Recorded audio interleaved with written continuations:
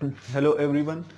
तो हम पढ़ रहे थे केमिकल रिएक्शंस ऑफ अल्कीन्स। तो केमिकल रिएक्शन ऑफ अल्कीन्स में 3 रिएक्शन हमने कर लिए थे। आज का हमारा 4th रिएक्शन है हेलोजिनेशंस। तो हेलोजिनेशन बहुत ही आसान रिएक्शंस है और बहुत ही इंटरेस्टिंग रिएक्शंस है केमिकल रिएक्शन ऑफ अल्कीन्स में।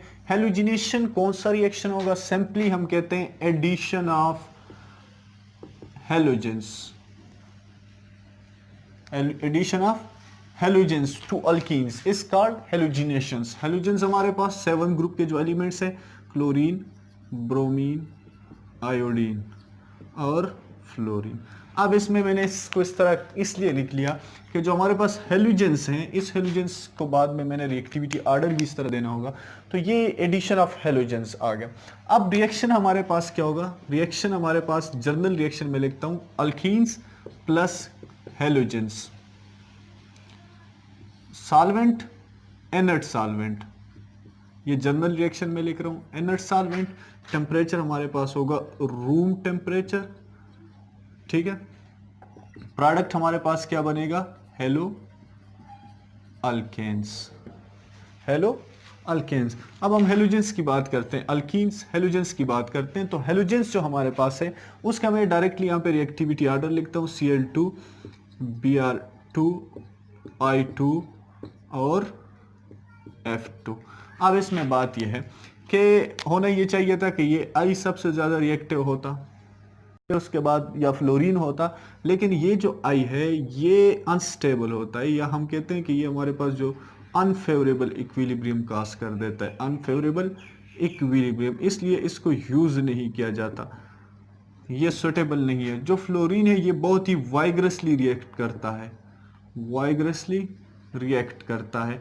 अब ये वाइग्रसली रिएक्ट करेगा तो हमारे पास क्या होता है, ये जो प्रोडक्ट बनता है उस प्रोडक्ट के क्रैक होने का खदशा होता है कि वो क्रैक न हो जाए, क्योंकि ये हाईली एक्सोथर्मिक भी है, तो प्रोडक्ट के क्रैक होने का, टूट जाने का खतरा होता है। तो इसलिए हमारे पास जो सबसे ज़्यादा रिएक्टिव होगा क्लोरीन होगा, फिर ब्रोमीन को हम यूज़ करेंगे, ये हमारे पास बेस्ट चॉइसेस है।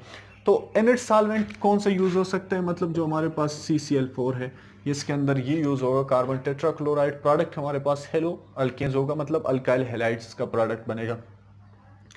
अब यहाँ पे जो जर्नल रिएक्शन हम लिखते हैं, तो जर्नल रिएक्शन हमारे पास क्या होगा कि ये अल्कीन्स हैं, E3 है, इसके साथ हम रिएक्ट करते हैं किसको? Br2 को। प्रोडक्ट हमारे पास क्या बनेगा? C,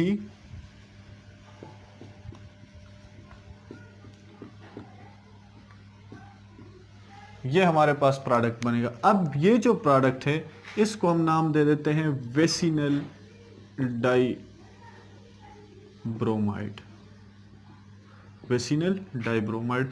वेसिनल का वर्ड तब यूज होगा जब सेम कार्बन के ऊपर, मतलब सॉरी एडजेसेंट कार्बन के ऊपर सेम अल्काइल ग्रुप होंगे, same halides, halogens, sorry halogens on adjacent carbon, adjacent carbon के ऊपर 2 सेम ग्रुप अटैच होंगे, उसको हम वर्ड, इसके लिए हम वर्ड यूज करते हैं वेसिनल का। अब ये तो जनरल रिएक्शन हम कर रहे थे CCl4 का। अब CCl4 इनर्ट सॉल्वेंट है। अब हम इसका मैकेनिज्म करते हैं कि ये रिएक्शन किस तरह होगा। तो मैकेनिज्म में हमारे पास सबसे पहले क्या होगा, स्टेप 1 हम मैकेनिज्म का किस तरह करेंगे कि हमारे पास ये अल्कीन्स हैं। अब ये जो है इसके साथ एक क्या है, पाई बॉन्ड है, इसको मैं ब्लू कर देता हूँ, पाई बॉन्ड। इसको हमें रिएक्ट करना है किसके साथ? Br2 के साथ। ये Br2 है, इस Br के पास इलेक्ट्रॉन पेयर्स भी मौजूद है। तो क्या होगा कि ये जो इलेक्ट्रॉन्स पेयर है ये यहाँ से इस कार्बन के ऊपर अटैक करते हैं, ये जो पाई इलेक्ट्रॉन्स है ये इस जगह पे शिफ्ट हो जाएंगे, और ये जो इलेक्ट्रॉन्स है ये इसके ब्रोमीन के, एक ब्रोमीन के ऊपर शिफ्ट हो जाते हैं। तो हमारे पास जो यहाँ पे प्रोडक्ट बनता है, जो इंटरमीडिएट बनता है, वो क्या होगा? C, single bond C, Br, Br,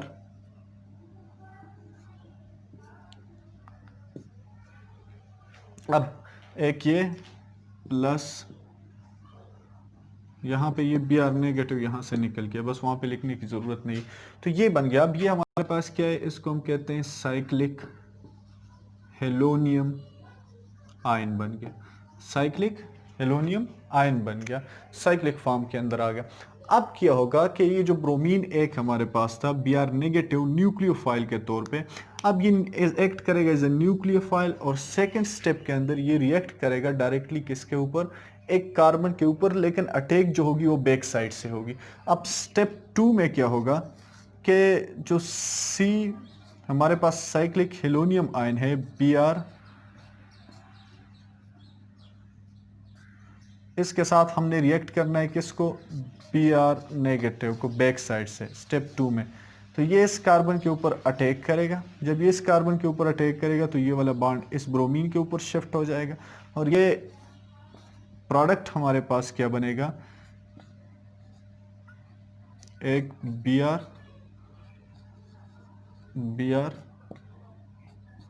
ये जो वेसिनल डाइब्रोमाइड से ये प्रोडक्ट बनेगा।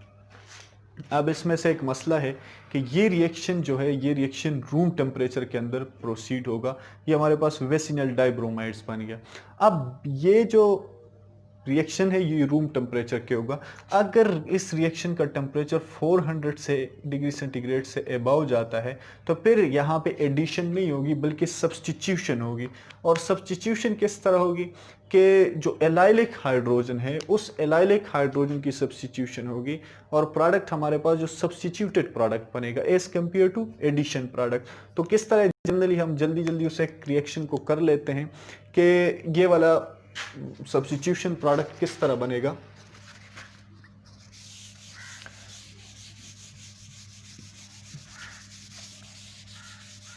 क्या है, हमने कहा है कि अगर हमारे टेम्परेचर क्या होता है 400 से अबव जाता है, 400 से फिर हमारे पास 400 टू 60 डिग्री से 600 जाता है, हमारे पास प्रोडक्ट क्या बनेगा, सब्स्टिट्यूटेड प्रोडक्ट बनेगा।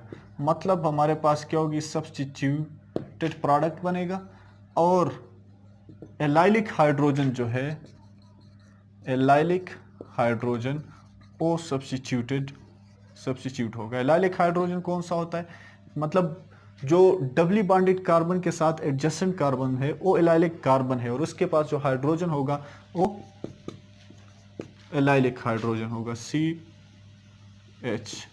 Double bond CH2। ये एलाइलिक कार्बन है, ये डबल बॉन्ड है एडजेसेंट, मतलब ये जो डबली बॉन्डेड कार्बन है इसके साथ ये वाला जो कार्बन है ये एलाइलिक कार्बन है, उसके साथ जो हाइड्रोजन है ये क्या होंगे, एलाइलिक हाइड्रोजन होंगे। तो इसलिए इसकी रिप्लेसमेंट का खतरा होता है कि हम कहते हैं हमारे पास Br2 है plus CH3CH double bond CH2, product हमारे पास बनेगा BrCH2 CH double bond CH2 plus HBr high temperature के ऊपर। ये फ्री रेडिकल मैकेनिज्म को फॉलो करता है, मतलब ये वाला जो रिएक्शन होगा ये क्या होगा, फ्री रेडिकल मैकेनिज्म के थ्रू होगा और सब्स्टिट्यूटेड प्रोडक्ट बनेगा। तो यहाँ पे सिर्फ टेम्परेचर को इंक्रीज करने से जो प्रोडक्ट है वो चेंज हो जाता है, और एलाइलिक हाइड्रोजन वो सब्स्टिट्यूट होगा, रिप्लेस होगा विद हेलोजेंस, और साथ में हमारे पास एडिशन प्रोडक्ट भी बनेगा जो हाइड्रोजन ब्रोमाइड बन रहा है। तो ये हमारा सेकंड आज का टॉपिक था हेलोजिनेशंस का। तो बहुत ही आसान टॉपिक है, बहुत ही इंटरेस्टिंग टॉपिक है। तो होप्स आप लोगों को बात समझ आई होगी। अगर कोई क्वेश्चन है तो कमेंट सेक्शन में कीजिएगा। Thank you.